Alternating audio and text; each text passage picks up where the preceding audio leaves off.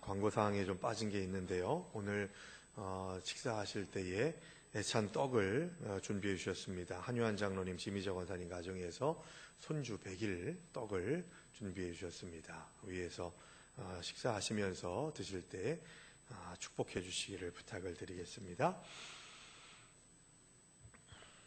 오늘은 대림절입니다. 대림절 첫째 주일을 맞이하는 하나님의 백성들이 대림절 첫 번째 초를 밝히는 일들을 함께 동참했죠. 아까도 광고 시간에 말씀드렸듯이 대림절 초에는 하나하나가 의미가 있습니다. 첫 번째 초의 의미는 주보에 나와 있는 대로 희망의 메시지가 담겨져 있는 초죠. 이 희망은 뭡니까? 바로 예수 그리스도로 인한 희망을 이야기합니다. 다른 세상적인 것들로 인한 희망은 잠깐 동안 즐겁고 기쁘고 행복해질 수는 있겠지만 영원한 행복과 기쁨은 누릴 수가 없게 되는 것이죠. 그런 의미에서 우리가 하나님의 백성으로서 하나님께서 주시는 예수 그리스도로 인해서 희망을 누리는 자들이 되기 위해 내 안에 예수로 인한 희망이 가득하시는 대림절 첫째 주일이 되시기를 주의 이름으로 축원합니다. 두 번째 초는요, 평화를 상징합니다. 세 번째 초는 기쁨이고요, 네 번째 초는 사랑을 의미합니다. 그러니까 대림절 초가 하나하나 밝혀질 때마다 희망이, 평화가, 기쁨이, 사랑이 우리들의 삶에 녹아질 수 있어야 되고 운동력 있게 역사할 수 있어야 될 줄로 믿습니다. 그래서 여러분, 희망의 초가 밝혀졌으니까 이번 한 주간 동안은요, 사람들을 낙심하게 하고 절망하게 하고 아프게 하는 말을 하는 것이 아니라 희망을 전하는 메시지를 주시기 바랍니다. 세상이 주는 희망 말고요, 내 안에 예수 그리스도로 인한 희망이 있다면, 예수 그리스도로 인한 희망을 품고 있다면 내가 그 그리스도로 인한 희망을 가지고서 다른 이들에게 희망을 전할 수 있는 마음가짐이 나에게 허락될 수 있어야 된다는 것이죠. 그래서 예수를 전하는 마음이 우리들에게 있어야 되고, 그 희망의 메시지를 전하기 위해 내가 먼저 그리스도로 인한 희망이 가득한 은혜를 누리시기를 주의 이름으로 축원합니다. 대림절 절기의 색깔이 사순절과 똑같은 보라색입니다. 그래서 우리 성가대도 저도 보라색 스토를 하고 있죠. 보라색의 의미가 뭐냐? 참회와 회개입니다. 그러니까 대림절 초가 보시게 되면 첫 번째, 두 번째, 세 번째, 네 번째 초가 점점 옅어지는 걸 보게 되죠. 가운데 있는 흰색 초는 대림절 초가 아니라 성탄초라고 말씀드렸습니다. 성탄절이 되면 이 5개의 초를 다 켭니다.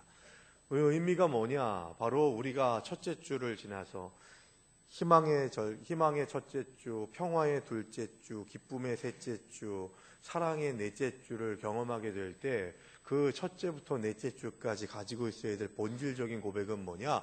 참회와 회개라는 거예요. 내가 아직도 참회해야 될 것이 있고 회개해야 될 것들이 많은 죄인이라고 하는 고백에서부터 대림절이 시작돼야 된다는 거예요. 왜냐? 내가 죄인이어야만 예수님이 오시는 것이 기쁘거든요. 예수님이 오시는 것이 은혜거든요. 왜? 죄인을 구원하러 오셨기 때문에. 내가 죄인이라는 고백이 없으면 예수님이 오시는 것이 말짱 헛건 거예요. 여러분, 우린 죄인입니다. 죄인임을 구체적으로 고백하시기 바랍니다.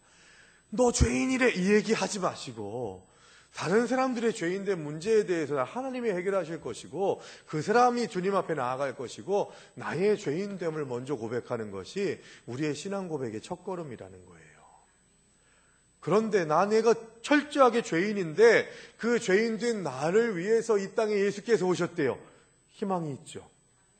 희망적인 고백이 우리에게 십자가를 짊어지시러 오시는 말구의 아기 예수를 발견하게 될 때 죄인의 자리에 머물지 않고 나의 죄인됨을 의인됨으로 변화시켜 주시는 능력이 예수 그리스도께 있다는 것을 믿음으로 고백하게 될 때, 그때 우리는 희망의 찬송을 부를 수 있게 될 줄로 믿습니다. 동트기 전 새벽이 가장 밝다고 합니다. 예수님이 오셨던 때도 그래요. 예수님이 오셨던 그때도 가장 유대인 이스라엘 공동체 가운데에 영적으로 침체되어 있었고 정치, 경제, 사회적으로도 대단히 어려운 시대에 주님께서 오셨습니다.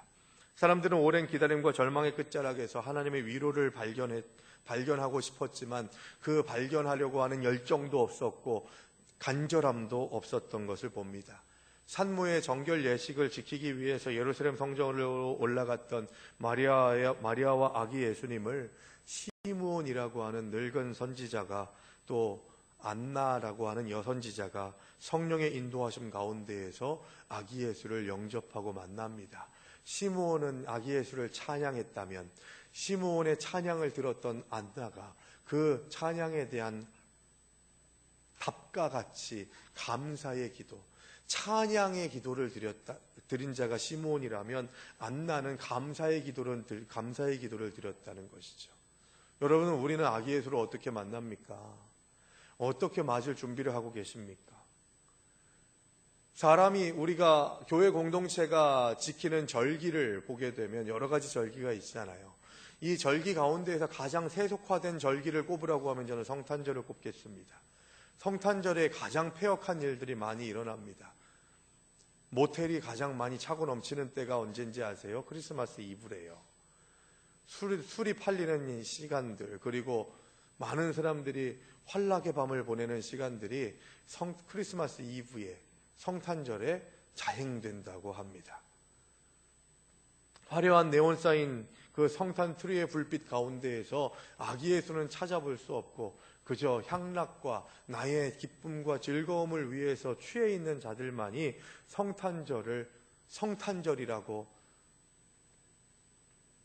오늘이 성탄절이라고 그렇게 이야기하는 목소리 가운데에서 아기 예수가 점점 더 지워지는 시간들을 경험하게 되는 것이죠. 그런 의미에서 대림절은 정말 중요해요. 대림절이 뭡니까? 바로 아기 예수를 기다리는 시간들이거든요. 기다리는 시간들. 주님을 기다리기 위해서, 아기 예수를 만나기 위해서 우리가 해야 될 게 뭐라고요? 참회와 회개. 참회와 회개. 희망과 평화와 기쁨과 사랑이 우리들의 삶에 계속해서 매주일마다 선포됨으로 인해서 하나님께서 원하시는 아기 예수를 만남으로 인해서 경험하게 되는 변화, 내게 주시는 사명, 이것이 무엇인지를 깨닫게 되는 것이 성탄을 만나는 하나님의 백성들이 가지고 있어야 될 대단히 중요한 사명이라는 겁니다.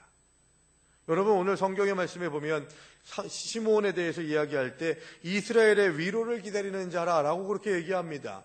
여기서 말하는 이스라엘의 위로라고 하는 것은 이스라엘의 구원이라고 말해도 전혀 문제가 되지 않아요. 이스라엘의 위로는 이스라엘의 구원을 얘기하는 거예요. 여러분, 우리가 위로받을 수 있는 유일한 길은 하나님께서 우리를 구원하시는 기쁨을 경험하는 것에서부터 시작된다는 것을 믿으시기 바랍니다. 우리의 위로의 본질은 구원받았다고 하는 신앙 고백이에요. 그럼 구원받으셨습니까?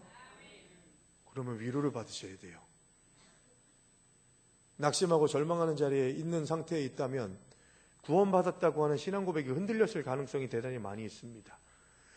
가진 것 쥐뿔도 없어도 하나님께서 나를 구원해 주셨다고 하는 담대한 믿음을 가지고서 세상을 향해서 떳떳하게 담대하게 나아갈 수 있는 사람이 되어야 되는 거예요. 세상에 돈이 많은 자들, 권력이 있는 자들, 명예 있는 자들이 있다 할지라도 그들 앞에서 주눅 들지 마세요. 그들 안에 예수가 없으면요, 그들은 우리보다 불쌍한 사람들이에요. 내가 저 사람보다 돈이 없어요. 명예가 없어요. 권력이 없어요. 지식도 짧아요. 그런데 내한테 예수가 있어요. 그럼 그 사람이 돈 많은 사람, 명예 있는 사람, 지식 있는 사람보다 내가 상태가 더 좋다, 나쁘다? 좋다, 나쁘다? 좋다. 이 고백이 있어야 되는 거예요, 여러분. 쫄리지 마세요. 나한테는 예수가 있는데, 하나님이 계신데, 성령이 함께 하시는데, 그 하나님이 어떤 하나님이시래요? 이 세상을 창조하시고 다스리시는 분이시래요. 전능하신 하나님이래요. 뭐가 후달려요?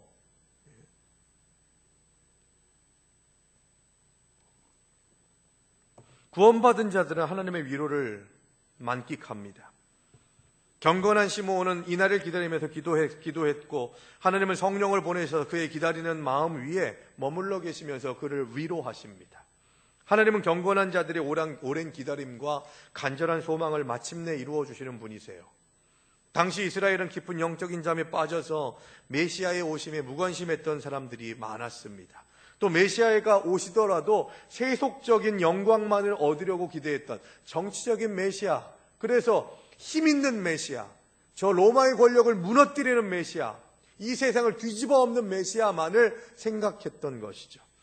그러니까 십자가를 지시겠다고 하시는 메시아는 나는 필요하지 않아요 라고 하는 생각을 가지고 있었던 사람들이 많았던 겁니다. 그렇기 때문에 여러분, 내가 만드는 메시아가 아니라 내가 만나고 싶은 메시아를 만나려고 기다리는 것이 아니라 하나님이 보내시는 메시아를 기대하시기 바랍니다. 그 모습이 어떤 모습이건, 말구유에 오신 모습이건 어떤 모습이건 간에, 목수의 아들로 오신 메시아이건 간에, 어떤 상태, 어떤 가문에서 태어났더라도 그 모습 그대로를 받아들이면서 그분을 그리스도 되게 하시고 메시아 되게 하시는 하나님의 역사하심을 기대하면서 시몬과 안나처럼 주님을, 아기 예수를 기다렸던 그 기다림으로 우리도 마찬가지로 기다릴 수 있어야 되는 것이죠. 그 기다림이 어떻게 온전해질 수 있다고요? 말씀에 집중할 때 우리는 시몬과 안나처럼 주님을 기다리는 자가 될 줄로 믿습니다. 말씀의 은혜를 사모하시기 바랍니다. 그리고 우리의 소망을 부끄럽지 않게 하시는 하나님의 신실하심을 기대하십시오. 주님의 소망을 품는 자들은 하나님께서 그 하나님의 때에 부끄럽지 않게 하시고, 오늘 본문에 나오는 시몬과 안나처럼 주님의 위로를 찾고 주님의 은혜를 경험하면서 감사하는 하나님의 백성들이 되게 하실 줄로 믿습니다. 아기를 품에 안고 하나님을 찬양하는 시몬의 노래는 오랜 기다림 끝에 임한 하나님의 은혜를 송축합니다. 30절의 말씀에 보시면 내 눈이 주의 구원을 보나이다. 내 눈이 주의 구원을 봅니다 라고 고백합니다. 여러분, 우리가 시므온같이 아기 예수를 만나게 되기를 바랍니다. 시므온은 어떻게 주님을 만났습니까? 아기 예수를 만났습니까? 눈으로 봤대요. 이건 뭔지 아십니까? 체험적인 신앙을 말하는 거예요. 체험적인 신앙. 우리의 신앙이 잘못되는 이유가 뭡니까? 우리의 신앙이 자꾸 픽픽 쓰러지는 이유가 뭐예요? 체험적인 신앙이 없기 때문에. 뜬구름 잡는 신앙이니까. 예배의 자리는 지키고 기도의 자리는 지키는 것 같은데 본질적으로 하나님의 영광된 삶을 살아가지 못하는 이유가 뭐냐? 그 이스라엘의 영광이 하나님의 은혜 가운데 나에게 비춰서 내가 그 영광을 보는, 구원을 직접적으로 체험하는 신앙을 경험하지 못하니까, 매일매일 내가 그리스도를 만나는 신앙을 체험하지 못하니까 픽픽 쓰러지는 거예요. 매일매일 주님을 경험하지 못하고 주님과 동행하지 못하니까 그 빈자리를 세상적인 것으로 채우려고 하고 사람으로 채우려고 하게 되다 보니 하나님의 영광이 드러나지 못하게 되고 담대한 믿음의 사람이 되지 못하게 되는 것입니다. 또 안나라는 사람이 등장하게 되죠. 이 안나라는 여선지자는 기구한 생애를 산 여인입니다. 남편과 결혼한 지 7년 만에 과부가 됐고요. 그리고 84세가 될 때까지, 어떤 학자들은 84년 동안 과부 생활을 했다고 그렇게 해석하는 사람들도 대단히 많이 있는데, 어찌됐건 거의 대부분의 삶을 과부로서 살아가게 됩니다. 모든 그리스도인에게는 하나님의 계획 안에서 고유한 역할이 있습니다. 믿으세요? 나를 향한 하나님의 계획이 있으심을 믿으세요? 이 고백이 있으셔야 돼요, 여러분. 나는 잘 걷지도 못하는데요. 나는 좀 찬양도 세게 하고 싶은데 세게 못하는데요. 허리가 아파서, 병들어서, 나는 아직도 체험이 없어서 라고 하는 생각들을 가지겠지만, 하나님이 원하시는 때 하나님의 방법으로 모든 사람들을 그 사명 가운데에 사용하시기를 원하시는 분이 하나님이십니다. 따라하시죠. 하나님은 나를 향한 분명한 계획이 있습니다. 여러분, 그 하나님의 계획하심에 제외되지 마십시오. 스스로 제외하지 마세요. 하나님은 여러분들을 사용하시기를 원하십니다. 하나님은 여러분들이 하나님의 도구로 쓰임받기를 원하세요. 그렇기 때문에 우리는 하나님 안에서 고유한 역할들이 있습니다. 여러분, 생각해 보세요. 구약 성경에 아셀 지파가 뭘 했다라는 것을 기억나시는 거 있으세요? 이 안나의 출처를 얘기할 때 오늘 성경 뭐라고 얘기합니까? 아셀 지파에 속한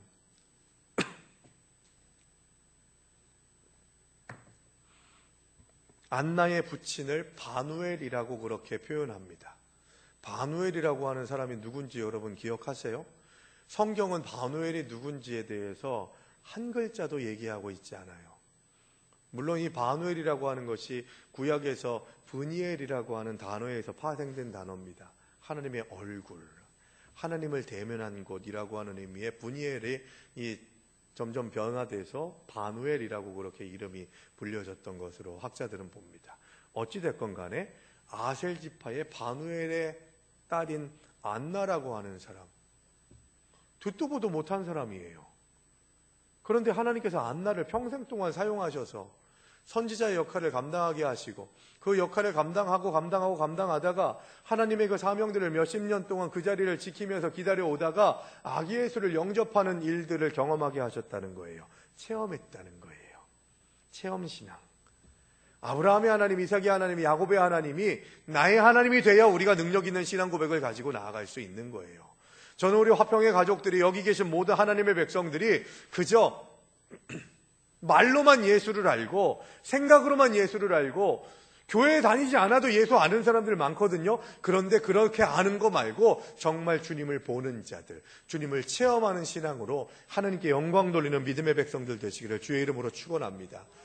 80년 동안 87세가 될 때까지 하나님의 임재, 예수 그리스도를 만나는 은혜를 사모하면서 기다렸던 이 안나처럼, 시므온처럼 중간에 무너지지 않고 중간에 포기하지 않고 하나님께서 기다리라고 하신 그때까지 하나님의 사명을 온전히 감당하는 자들에게는 은혜가 임할 줄로 믿습니다.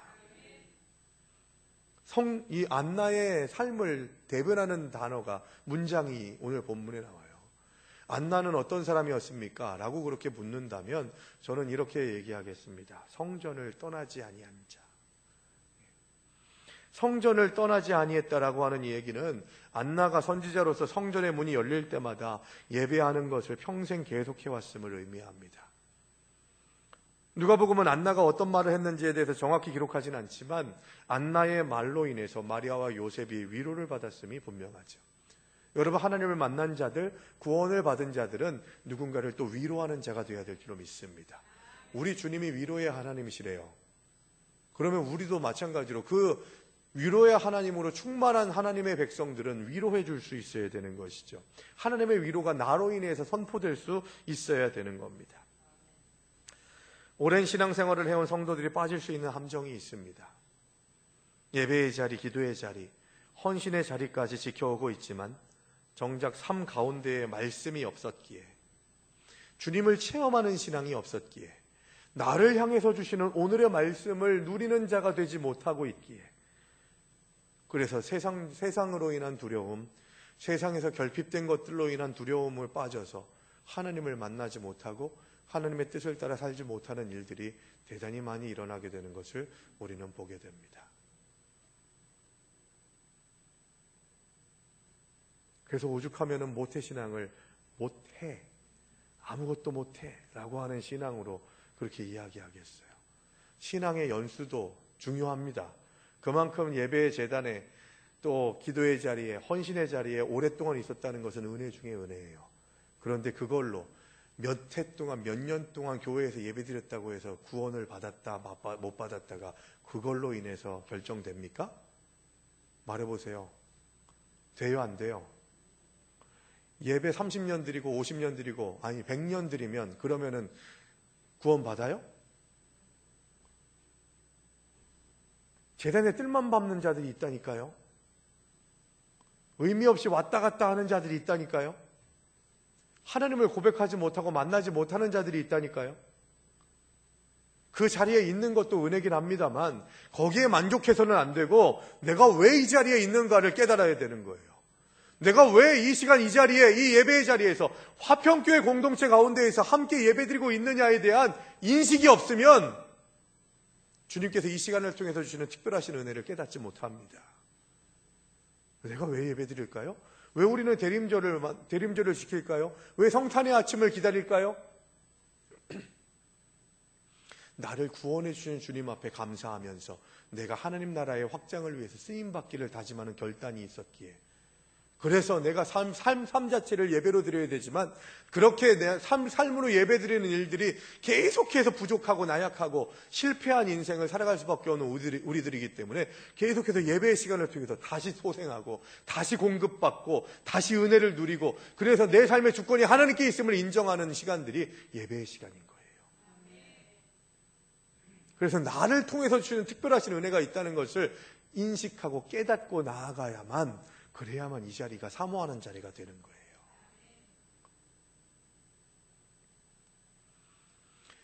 이렇게 주님의 은혜 가운데 살지 못하니까 하나님을 향한 열정이 말씀을 통해서 나타나지 않고 말씀으로 위로를 받고 소망을 가지고 나아가지 못하게 되다 보니까 우리는 흔들리게 되는 겁니다. 세상적인 일들로 인해서 두려워하게 되는 것이죠. 두려움으로 이길 힘이 없어지게 되는 이유가 또 있습니다. 인생의 목적을 거룩이 아니라 행복에 두는 거예요. 나의 인간적인 행복에 우리의 인생의 목적을 두다 보니까 하나님께서 부르실 때에 주님 제가 저기 있으니까 쟤 좀 보내세요. 나는 아직 안 돼요. 라고 그렇게 말해버리는 거죠. 우리의 인생의 목적은 구원이라고 제가 말씀드렸죠.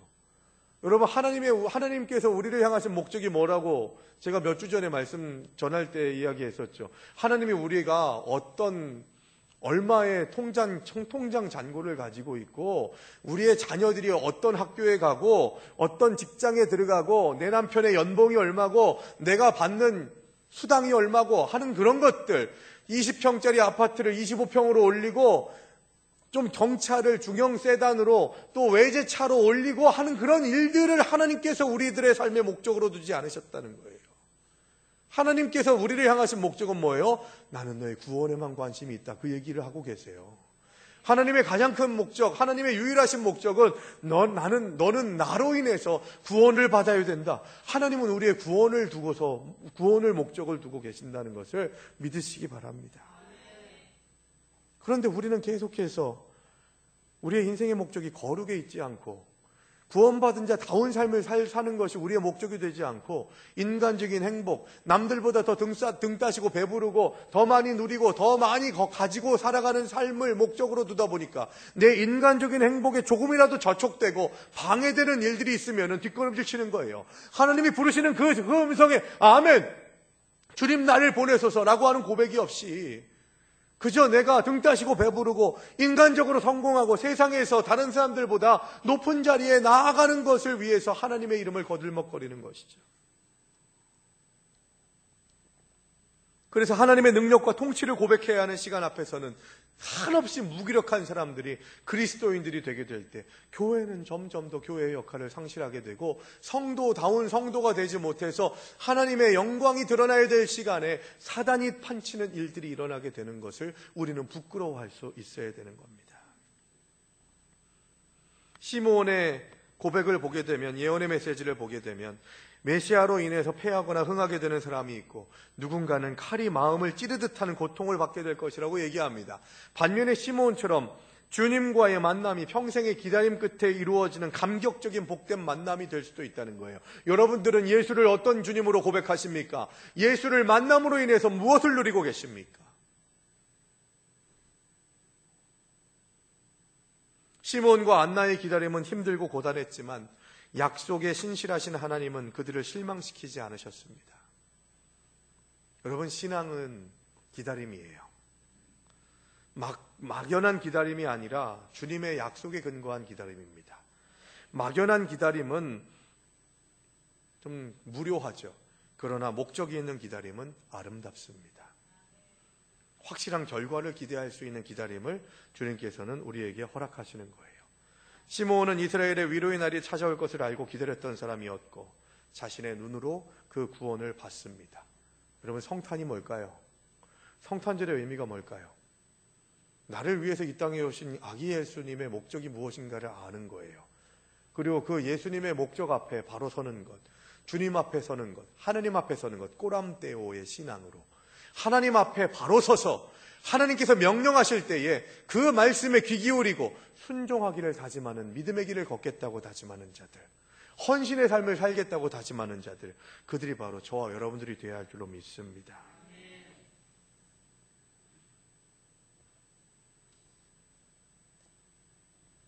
대림절을 통해서 우리가 생각해야 될 건 뭘까요? 나의 개인적인 구원만을 놓고 이야기해서는 안 됩니다. 시므온이 고백하죠. 이 예수 그리스도로 인해서 빛이 올 것인데 그 빛은 우리 이스라엘만을 위한 구원이 아니라 이방을 향한 빛이 될 것이다 라고 선포합니다. 이 얘기는 뭡니까? 나의 구원만을 위해 오신 분이 아니라 나의 이웃들, 나의 주변 사람들에게조차 구원을 선포하는 메시지로 나타날 수 있어야 된다는 것이죠. 여러분, 구원을 선포하는 자가 되시기를 주의 이름으로 축원합니다. 여러분들의 주변에 예수 그리스도를 알지 못하는 자들, 성탄의 기쁨을 누리지 못하는 자들, 성탄절에 산타클로스만 알고 그냥 캐롤만 부르다가 끝나는 자들이 아기 예수를 영접할 수 있도록 내 삶에, 내 마음에, 내 삶의 모든 자리에 예수 그리스도로 가득한 자가 되시기를 바랍니다. 그리고 얘기하셔야 돼요. 여러분, 예수를 전할 때 제일 확실한 메시지는 뭔지 아십니까? 확실한 복음을 전하는 방법이 뭐냐? 따라하시죠. 나를 봐. 예, 이거예요. 왜 장로님만 따라하세요? 나를 봐 하셔야 돼요. 예수 안 믿는 사람한테 가가지고 야, 예수 믿어 이 얘기를 하는 것보다 날 보면 몰라? 내 인생 봐서 알지 않아? 이 얘기할 수 있어야 돼요. 그러려면 어떻게 해야 됩니까? 내가 온전한 삶을 살아야죠. 질책받거나 비난받는 삶을 살면 안 되겠죠. 왜냐? 예수 믿는 삶이 어떤 삶인가를 나를 봐 해야 되거든요. 그런데 믿지 않는 사람한테 야, 예수 믿는 삶이 얼마나 행복하고 즐겁고 귀한 삶인데 나를 봐 했더니 그래, 내가 네 인생 보고서 네 인생 보니까 예수 믿으면 안 되겠다 그 생각을 할 수밖에 없잖아 라고 하는 얘기를 들으면 우리 하나님 앞에 칭찬받는 사람 될 수 없어요. 그래서 여러분, 저는 이렇게 내 인생 봐라, 스가랴서에서 뭐라고 얘기합니까? 믿지 않는 사람 10명이 믿는 사람 한 사람의 바짓가랑이를 붙잡고서 야, 나 너 따라갈래. 너 인생을 보니까 하나님이 너와 함께 하신다는 것을 내가 알겠더라. 그래서 난 너랑 같이 갈 거야. 믿지 않는 사람 10사람이 한 사람 믿는 사람의 바짓가랑이를 붙잡고서 따라가겠다고 말하는 거예요. 이 말씀을 사모하시기 바랍니다, 여러분. 너 예수 믿는다고 하면서도 그따위로 살아? 그따위로 사는 게 예수 믿는 거면 나는 안 믿겠어 라고 하는 그런 이야기가 나로 인해서 들려지지 않도록, 만약에 그런 생각을 갖게 한다면 우리 회개해야 되는 거예요. 그리고 그런 이야기를 들으려면요, 교회에서부터 이런 일들이 일어나야 되는 거예요. 교회에서 집사님이 권사님이 집사님에게 아유, 집사님, 권사님, 장로님, 목사님, 난 목사님 때문에 참 행복해요, 이 얘기를 들을 수 있어야 되는 거예요. 그래서 교회에서 누들겨보고 승질내고 짜증내는 건요, 교회 밖에서 하는 일들보다 가중처벌돼요, 여러분. 무서워하셔야 돼요. 이렇게 째려보실 거예요. 어금니 꽉 잡는 거요. 건드리기만 건드려봐라, 뭐 이러실 거예요? 교회에서? 아기 예수를 만나는 자들이라면서요. 희망의 촛불이 켜졌다고 하면서요. 내 삶에는 전혀 희망도 보이지 않고, 평화도 보이지 않고, 기쁨도 보이지 않고, 사랑도 보이지 않는 그 가운데에서 아기 예수님이 나를 위해서 오셨대요. 말로만, 생각으로만, 정말 내 삶에 모시어드리는 그런 삶을 살아가지 않고, 아까 말씀드렸듯이 우리의 삶의 목적이 하느님을 만난 자다운 거룩함이 되어야 하는데, 인간적인 행복을 누리려고만 하다 보니까 나를 조금 힘들게 하고 나에게 조금 상처 주는 자들을 막 죽이려고 대들고 더 원수되게 하고, 하나님의 말씀을 내 마음에 묵상해야 되는데 인간적인 용납하지 못하는 미워하고 시기하고 질투하고 짜증내는 말들만, 생각들만 내 마음에 묵상하게 되다 보니까 계속해서 영적인 파리들이 끓고 문제가 생기고 더럽고 추한 냄새가 나는 거예요. 주님 예수 그리스도를 영접하시기 바랍니다. 대림절 첫째 주일을 맞이하는 우리들, 시므온과 안나처럼 그리스도를 온전히 기다리는 믿음의 길을 걸어감으로 인해서 하나님께서 나에게 요구하시는 것이 무엇인지, 지금 내가 인간적인 행복을 가지고서, 나의 인간적인 형통을 가지고서 나아가려고 하는 생각이 아니라 오직 그리스도를 영접하기에 합당하게 준비된 이 절기색처럼 참회와 회개의 고백을 가지고 나의 죄인됨을 구체적으로 고백하면서 내가 죄인이기에 말구유의 아기 예수, 십자가를 담당하러 짊어지러 오시는 그 낮고 낮은 곳에 나를 위해서 이 땅에 오신 아기 예수가 얼마나 귀하고 감사한지, 얼마나 큰 은혜인지를 고백하는, 정말로 삶으로 나의 마음 중심에서 그리스도를 기다리는 이 시대의 시므온과 안나 같은 하나님의 백성들이 되시기를 바랍니다. 말씀의 결론을 맺으면서 이 말씀 한 가지만 더 드리고 싶습니다. 우리는 시므온과 안나를 통해서 한 가지 교훈을 더 경험하기를 원해요. 시므온과 안나는 예수 그리스도의 출생과 죽으심, 이 두 가지, 그리스도의 탄생과 죽음에 관련해서 아무 일도 하지 않았습니다. 그리스도의 탄생과 죽으심은 하나님의 일이었어요. 그런데 우리는 생각하죠. 내가 뭘 해야만 하나님의 은혜를 입을 수 있다? 하나님이 나한테 복 주실 수 있다라고 하는 생각들을 갖습니다. 여러분, 시몬과 안나처럼 하나님 앞에서 가만히 계세요. 내가 이거 있습니다, 저거 있습니다, 뻗대지 마세요. 그거 정말로 바보 같은 셈법이에요. 그저 은혜를 구하는 자들이 돼야 돼요. 하나님, 난 이것도 있고 저것도 있고 그것도 있어요. 그렇게 말할 것이 아니라 주님 앞에 나아갔을 때 그저 은혜로 살았습니다. 이게 정답이에요. 내가 하나님을 위해서 선신한 것들 또한, 그것도 또한 은혜입니다. 그게 나의 공로가 될 수 없습니다 라고 하는 고백이 우리에게 있어야 돼요. 그게 은혜 받은 자들의 삶의 고백인 것이죠. 시몬과 안나는 그리스도의 탄생과 죽음에 관련해서 아무 일도 하지 않았지만 그들은 단지 기다리는 그런 삶을 살았어요. 그 기다림의 시간들을 통해서 하나님께서 은혜 베푸셨습니다. 그 기다림의 시간들, 시몬과 안나에게 기다리게 하시는 그 시간들을 정말 지루하고 힘들고 어려운 시간들이 될 수도 있었지만 흔들림 없이 아기 예수를 기다리는 그 기다림이 있었기에 그리스도께서 그들에게 나타나셨다는 거예요.